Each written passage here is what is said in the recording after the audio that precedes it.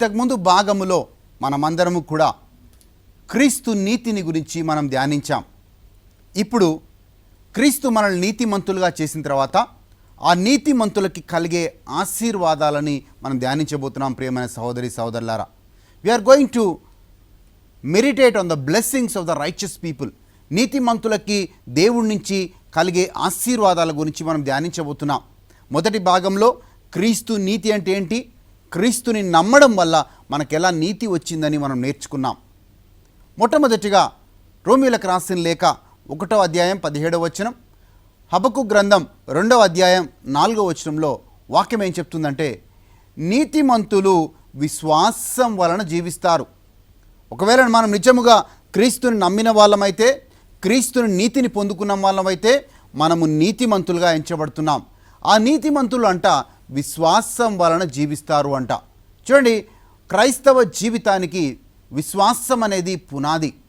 ఆ విశ్వాసంలో మనం కొనసాగాలంటే క్రీస్తుని నీతిని ధరించాలి. అందుకే అంటున్నాడు, నీతిమంతులు విశ్వాసం వలన జీవిస్తారు. రెండవ ఆశీర్వాదం, మనము నీతిమంతులుగా దేవుడు చేసినప్పుడు, దేవుని నీతిని పొందుకున్నప్పుడు మనం పొందుకునే ఆశీర్వాదం, నీతిమంతుల ప్రార్థన శక్తివంతమైంది, బహుబలమైనది అనే మాటను చదువుతున్నాం. The prayer of the righteous is powerful and effective. ఎందుకు అంటే, మీరు చూడండి, పాత నిబంధన గ్రంథంలో మోషే అంట ఆయన ప్రార్థించినప్పుడు దేవుడు అనేక అద్భుతాలు చేశాడంట. ఒకానొకసారి అమాలేకీలతో వాళ్ళు యుద్ధం జరుగుతున్నప్పుడు మోషే ఎప్పుడెప్పుడైతే ఆయన చేతులు పైకెత్తి ప్రార్థిస్తున్నాడో ఆ యొక్క అమాలేకీల మీద ఇజ్రాయెల్ ప్రజలు గెలుస్తూ ఉన్నారు. ఆ చేతులు ఎప్పుడైతే దించుతున్నాడో ఆ యొక్క ఇజ్రాయెల్ ప్రజలు ఓడిపోతున్నారు. కనుక ఇద్దరు వ్యక్తులు ఆ చేతులను పైకి పట్టుకుంటున్నారు. ఆ పైకి పట్టుకున్నంతసేపు ఇజ్రాయెల్ ప్రజలు ఆ యుద్ధాన్ని గెలుస్తూ ఉన్నారు. నీతిమంతుల ప్రార్థన బహు శక్తివంతమైంది.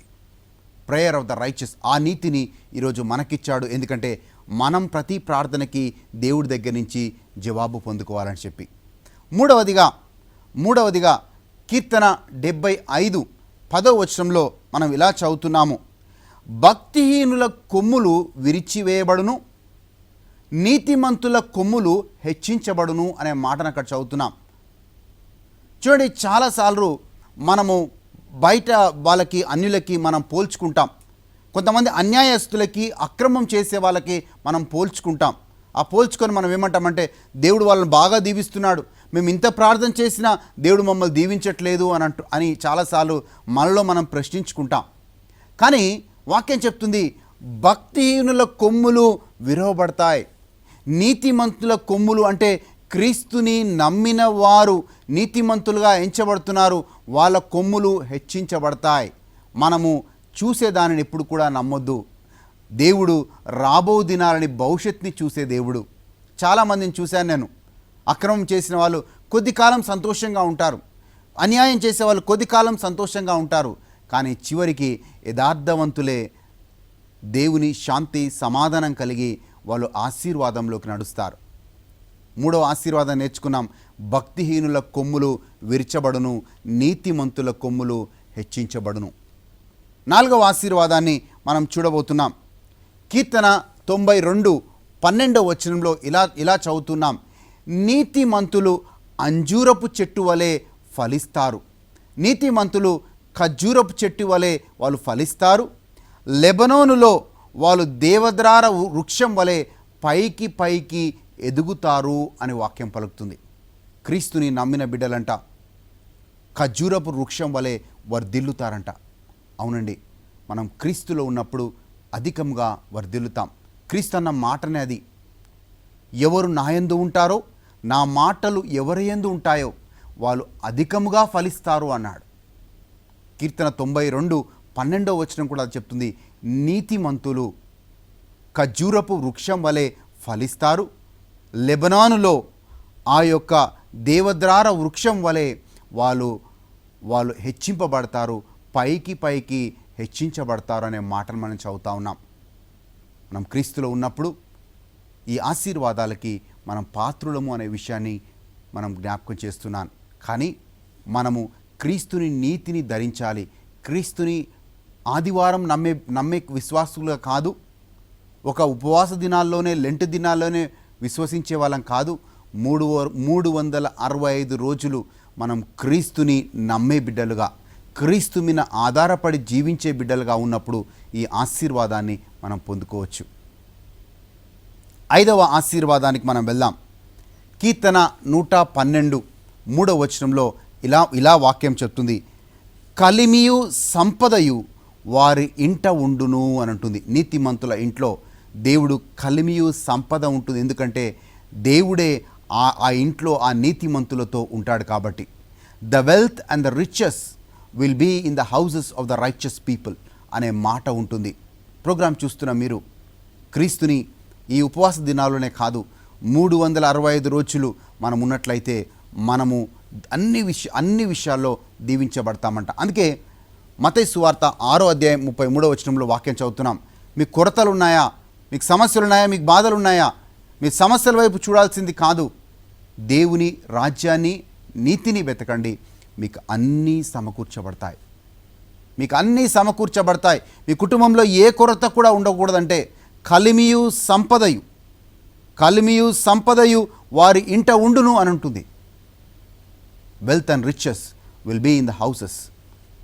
మీరు నీతిమంతులుగా ఉన్నట్లయితే దేవుడు అలాంటి ఆశీర్వాదంతో మిమ్మల్ని ఆశీర్వదిస్తాడు. మనము 7వ ఆశీర్వాదానికి మనం వెళ్దాం.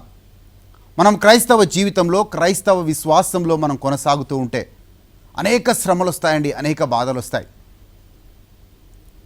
అబ్రహాము శ్రమలు వచ్చాయి, మోషేకి శ్రమలు వచ్చాయి, దానియేలుకి శ్రమలు వచ్చాయి, యేసు ప్రభు కూడా శ్రమలు వచ్చాయి, నూతన నిబంధనలో బోధిస్తున్న శిష్యులందరికీ కూడా శ్రమలు వచ్చాయి.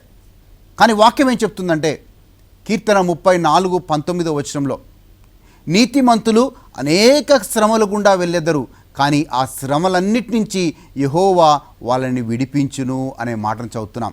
కీర్తన 34:17వ వచనం.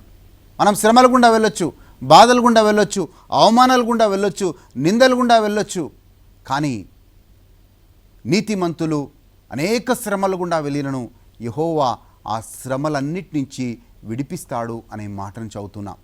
ఈరోజు బహుశా మనము అనేక శ్రమల గుండా వెళ్తున్నామేమో, ఎవరు నన్ను అర్థం చేసుకోరనే భావంలో మీరు ఉన్నారేమో, కానీ దేవుడు అంటున్నాడు ఆ నీతిమంతుడు అనేక శ్రమల గుండా వెళ్తాడు. దానియేలు అనేక శ్రమల గుండా వెళ్ళాడు, కానీ దేవుణ్ణి నమ్మాడు కనుక ప్రతి శ్రమ నుంచి దానియేలుని దేవుడు కాపాడాడు. సింహాల బోన్లో వేసినప్పుడు కూడా దానియేలు భయపడలేదు, ఆయన దేవుడి యందు నమ్మకం ఉంచాడు. ఆ దానియేలు యొక్క నమ్మకాన్ని చూసి దేవుడు ఆ సింహాల నోళ్ళని బంధిస్తూ ఉన్నాడు. ప్రోగ్రాం చూస్తున్న మనం బలపరుచుకుందాం. నీతిమంతులకు అనేక శ్రమలు వస్తాయి, కానీ ఆ శ్రమలన్నిటి నుంచి దేవుడు విడిపిస్తాడు. మనము ఇంకొక ఆశీర్వాదాన్ని చూద్దాం. నీతిమంతులకి దేవుడిచ్చే ఆశీర్వాదాలు. సామెతల గ్రంథం 24వ అధ్యాయం 15-16 వచనాల్లో మనం వాక్యాన్ని చూస్తున్నాం. మనము అదే క్రైస్తవ విశ్వాసంలో మనం నడుస్తూ ఉన్నప్పుడు చాలాసార్లు ప్రియమైన సోదరులారా పడిపోతాం. ఆ పడిపోయి మనము నన్ను అర్థం చేసుకునే వాళ్ళు ఎవరు లేరా, ఈ పాపము నుంచి నన్ను బయటికి తీసుకొచ్చే వాళ్ళు ఎవరు లేరా, నేను మళ్ళీ దేవుడికి దగ్గర కాలేనా, నేను మళ్ళీ దేవుణ్ణి ప్రార్థన చేయలేనా అని వాళ్ళు ఆ మనస్సాక్షిని అలాగే చంపుకుంటూ, వాళ్ళ మనస్సాక్షితో వాళ్ళు ప్రశ్నించుకుంటూ, అటు ప్రార్థన చేయలేక ఇటు ఆ పాపం నుంచి బయటికి రాలేక బాధపడుతూ ఉంటారు. కానీ వాక్యం ఏం పలుకుతుందంటే సామెతల గ్రంథం 24వ అధ్యాయం 15-16 వచనాల్లో, నీతిమంతుడు 7 సార్లు కింద పడినను దేవుడు వాళ్ళని చేయి పట్టి లేపుతాడంట. నీతిమంతుడు 7 సార్లు కింద పడినను దేవుడు వాళ్ళని చేయి పట్టి లేపుతాడంట. మన దేవుడు ప్రేమ స్వరూపుడు. తప్పిపోయిన కుమారుడు, ఆ తప్పిపోయినప్పుడు వేశ్యలతో తిరిగాడు, త్రాగుబోతనంతో జీవించాడు, అనేక పాపాలతో ఆయన జీవించాడు. అంతా కోల్పోయి ఆయన అనుకున్నాడు, నేను నా తండ్రి ఇంటికి వెళ్ళి ఒక సేవకుడిలాగా ఇంటికి వెళ్తాను అనుకున్నాడు. కానీ తండ్రి ఆయనని మళ్ళీ కొడుకుగా అంగీకరిస్తూ ఉన్నాడు, కొడుకుగా స్వీకరిస్తూ ఉన్నాడు. ఆ కొడుకు తప్పిపోయిన కుమారుడు మళ్ళీ వచ్చినందుకు ఆ తండ్రి గొప్ప విందును చేస్తూ ఉన్నాడు. ఈరోజు బహుశా మీరు పడిపోయారేమో, బహుశా దేవుడికి దూరం అయిపోయారేమో. కానీ ఈరోజు ఆ తప్పిపోయిన కుమారుడిలాగా దేవుడు ఆ తప్పిపోయిన కుమారుడు ఎప్పుడు తండ్రి దగ్గరికి వచ్చినప్పుడు ఆ తండ్రి ఎలా స్వీకరించాడో, ఈరోజు దేవుడు కూడా ఆ పడిపోయిన మిమ్మల్ని లేవనెత్తటానికి సిద్ధంగా ఉన్నాడు. ఎందుకంటే నీతిమంతుడు 7 సార్లు కింద పడినను దేవుడు చేయి పట్టి లేపుతాడు. ఈరోజు మిమ్మల్ని కూడా దేవుడు లేపటానికి సిద్ధంగా ఉన్నాడు. చూడండి, వ్యభిచారంలో పట్టుబడ్డ స్త్రీని కూడా మనం జ్ఞాపకం చేసుకుంటున్నాం. ఆ స్త్రీ వ్యభిచారంలో పట్టుబడింది. అందరూ నిందిస్తున్నారు, అందరూ దూషిస్తున్నారు. యేసు ప్రభు ఆ ప్రాంతానికి వచ్చాడు. అమ్మా, పాపం చేసావా?